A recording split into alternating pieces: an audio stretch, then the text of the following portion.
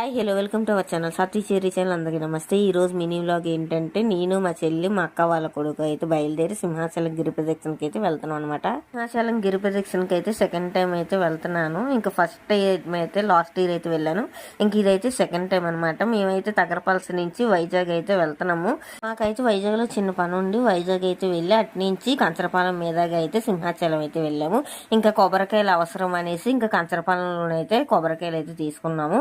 సింహాచలం వెళ్ళడానికి అయితే 4 వేస్ అయితే ఉన్నాయి. ఆరిలో మీదకి వెళ్ళొచ్చు, లేదంటే ఎన్ఐడి మీదుగా అయితే వెళ్ళొచ్చు, లేదంటే వేపగుంట లైన్ మీదకి వెళ్ళొచ్చు, లేదంటే సొంతం లైన్ మీద కూడా అయితే సింహాచలం అయితే వెళ్ళొచ్చు అనమాట. మేమైతే కంచరపాలెం మీదుగా సింహాచలం అయితే చేరిపోయాము. ఇంకా మేము సింహాచలం వెళ్ళడానికి అయితే 45 మినిట్స్ అయితే పట్టింది.